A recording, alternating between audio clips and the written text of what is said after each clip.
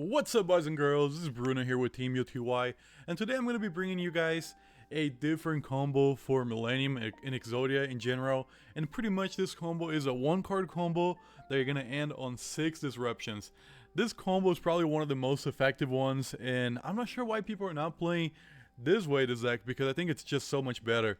But without further ado, guys, let's just go ahead and take a look at this combo. By the way, don't forget to smash the like button and subscribe, and let's get into it right now. Okay, so first of all, we're gonna activate Sengenjin, activate its effect, pay 2000 and search for another Millennium monster. We're gonna search for the shield, and then we can activate now the shield effect to place itself, and activate the shield effect again to summon itself, and search for the Ankh to your hand. Now we can go ahead and link those two monsters, you guys already know, into what we're doing, Moon of the Closed Heaven. Most people are just going to Rabbit and pass because they play that way, but I believe this is probably the best way to play with the Fiendsmith engine. So let's go ahead and activate Requiem's effect, tribute itself, and summon the Lacrima effect, dump the Fiendsmith to the graveyard, and now we can activate Requiem's effect to equip itself to Lacrima, and now we can use those two monsters to go into Necroquip Princess. Now we can just go ahead and activate Engraver effect on the graveyard, shuffle back the Moon, and summon itself. And now we can overlay those two monsters for M7. So M7 detach material, and it's going to detach the Engraver, and right away it's going to add the Engraver right back to your hand as well. Now we can activate Engraver effect, search and track.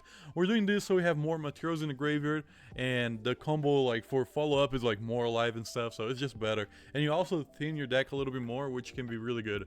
And now I can go ahead and activate Track's effect, and search Lurie, discard Lurie effect mandatory is going to summon, and now we have two monsters in the field, so we can link those two away to go into sequence.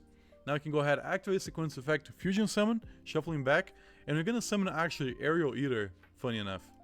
So Aerial Eater effect on summon, by the way, we're going to shuffle back the Lurie and the Link one for this to work, and now we can go ahead and activate effect of Aerial Eater, and just dump another Engraver to the graveyard. This is going to be very important. You need two Engravers in the graveyard, and you're going to see that why in a second.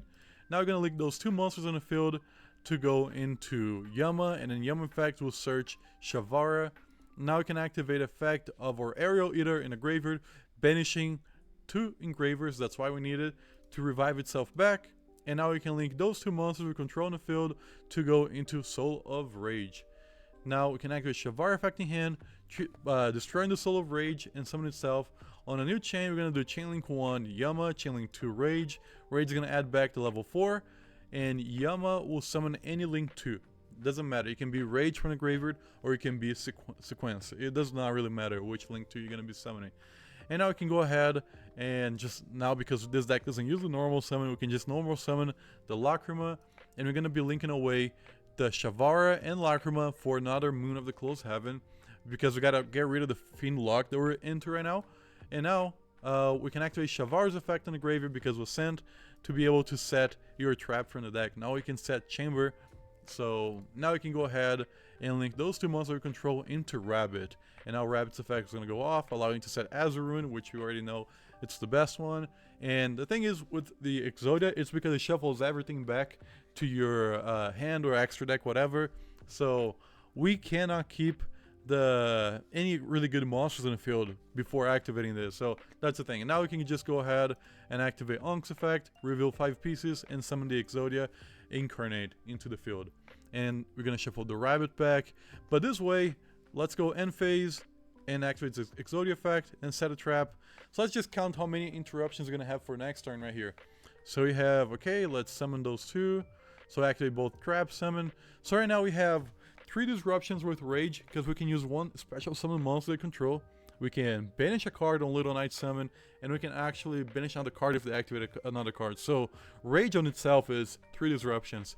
4 disruptions with Exodia Incarnate right now, because he can negate a spell trap or effect, which is really good.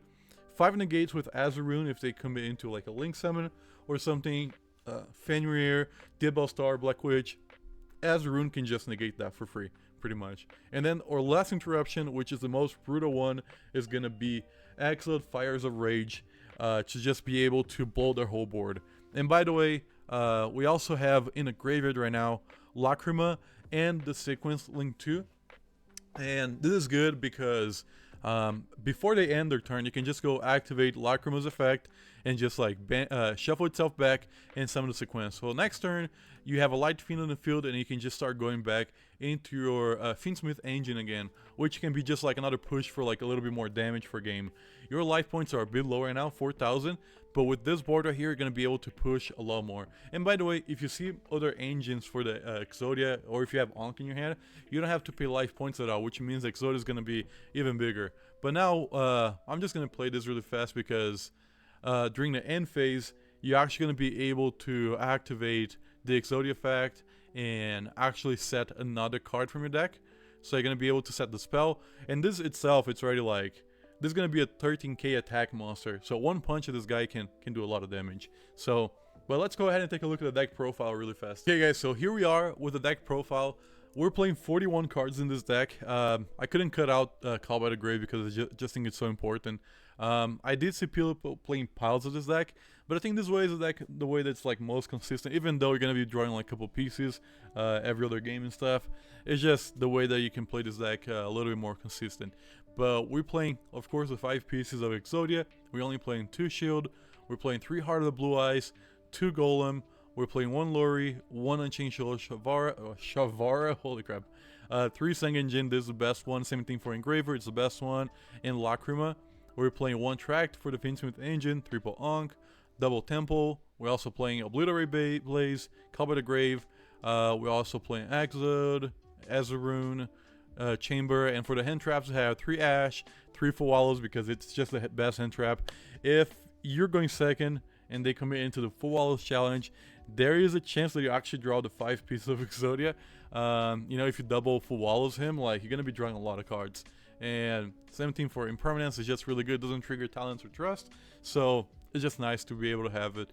And yeah, that's it for the profile here. The extra deck, 3 Exodia, 1 Aerial Eater, 1 Necroquip, 1 Typhon, 1 Polemy M7. And this card is funny enough because if you do have a piece of the Exodia engine in your graveyard, you can activate Millennium Ankh. But with Polemy M7, you can actually add a piece from your graveyard back to your hand, just making your engine back alive, which can be kind of nice as well.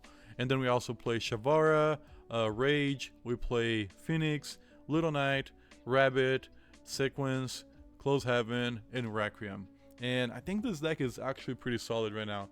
And I would like to see more people try to play this in big tournaments and see how they go with everything.